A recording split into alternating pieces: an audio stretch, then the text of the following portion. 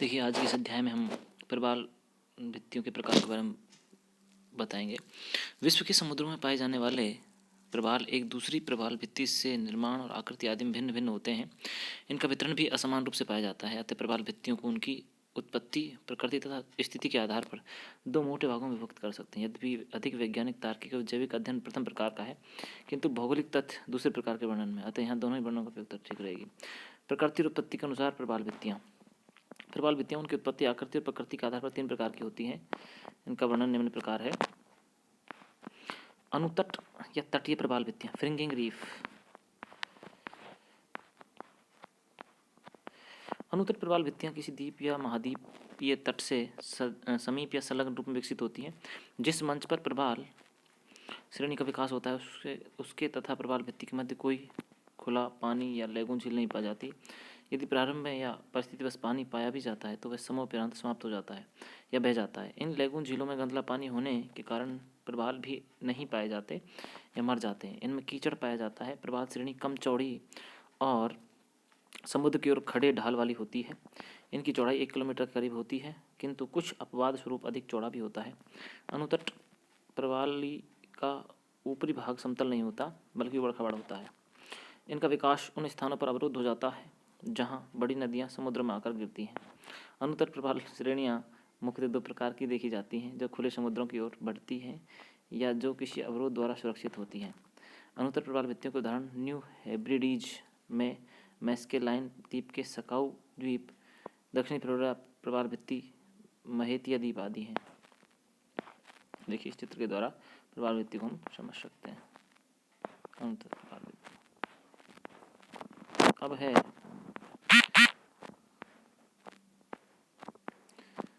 Barrier reef, परातट या अवरोधक प्रवाल भित्ति। यह प्रवाल श्रेणी सबसे बड़ी और विस्तृत होती है। यह महाद्वीपीय तट से 100 मीटर से लगाकर 5 किलोमीटर तक दूर स्थित होती है। प्रवाल भित्ति और प्रमुख स्थल भाग के मध्य एक अनूप झील होती है। यह लंबी, सक्रिय चूने की और रेत की चट्टान होती है जो पानी के तल से बाहर निकली हुई होती है। यदि यह किसी द्वीप के चारों ओर होती है तब इसकी आकृति गोलाकार और किसी महाद्वीप के तट के सहारे होने पर लगातार लंबी होती है। परातट प्रवाल श्रेणियाँ अनुतट प्रवाल श्रेणियों से अधिक ऊंची, अधिक विस्तृत और तट से दूर होती है।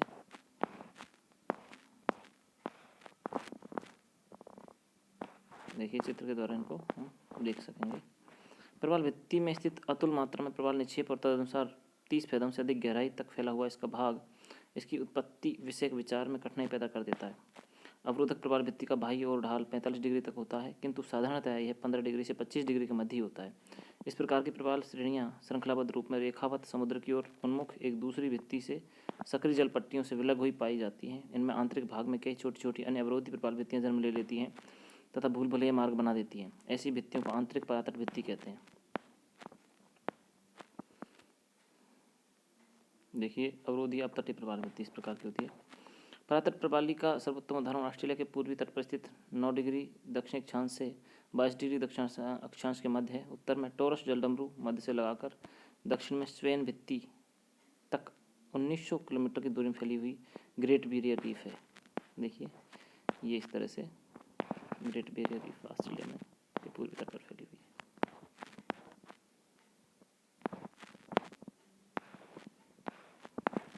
ये प्रवाल भित्ति 100 से 200 मीटर ऊंची, लगभग 13,000 वर्ग किलोमीटर क्षेत्र में फैली हुई है। ये परातट प्रवाल श्रेणी समुद्री किनारे से उत्तर में 130 किलोमीटर, मध्य में 32 किलोमीटर और दक्षिण में 13 किलोमीटर दूर स्थित है। इसकी चौड़ाई 16 से 128 किलोमीटर तथा अनूप झीलों की गहराई 15 से 20 फेदम तक है। इसी प्रकार की प्रसिद्ध अवरोधक प्रवाल भित्ति कैरोलाइन द्वीप में त्रुक समूह में स्थित है। न्यू गिनी में वेगो, कुक द्वीपों में मंगाई, फिनी द्वीपों में वेनु आलेउ आदि भी परातट अपतटीय प्रवाल भित्तियाँ। अब है वलयाकार प्रवाल भित्ति। ये घोड़े की नाल के समान वलयाकार प्रवाल भित्तियाँ होती हैं जिसके मध्य एक छिछली अनूप झील होती है, किंतु मध्य में कोई द्वीप नहीं होता। कुछ वलयाकार प्रवाल भित्तियाँ द्वीपों के चारों ओर बन जाती हैं और द्वीप तथा प्रवाल श्रेणी के मध्य अनूप झील स्थित होती है। अनूप झील की गहराई 40 से 70 फेदम के मध्य होती है। वलयाकार प्रवाल भित्ति महाद्वीपीय तट से सैकड़ों किलोमीटर दूर होती हैं तथा इनका समुद्र की ओर का ढाल तीव्र होता है। प्रवाल श्रेणी महीन कणों और बड़े बड़े ढोकों से निर्मित होती है समुद्री तरंगों द्वारा यह टुकड़ों में विभक्त हो जाती है तथा मध्य की अनूप झील में इस प्रकार के टूटे मलबे के निरंतर जाकर निक्षेपित होते रहने से इनका छिछलापन बढ़ता जाता है। देखिए अनूप झील इस प्रकार की होती है, चित्र के माध्यम से हम देख सकते हैं। वलयाकार प्रवाल श्रेणियाँ उनकी प्रकृति के आधार पर 3 भागों में विभक्त कर सकते हैं। वे वास्तविक वलयाकार प्रवाल श्रेणी जिनका आकार गोल होता है, मध्य में बिना दीप वाली अनूप झील होती है। दूसरा है वह प्रवाल श्रेणी जिसके मध्य के अनूप झील में दीप होता है। तीसरी है प्रवाल द्वीप या वलयाकार द्वीप जो यद्यपि वलयाकार प्रवाल भित्ति के समान ही होती है, किंतु लहरों के अपर्दन और निक्षेपण से उन द्वीपों की आकृतियाँ रेत के कारण बन जाती हैं। इन अपर्दित क्षेत्रों में रेत के बारीक कणों और प्रवाल चूर्ण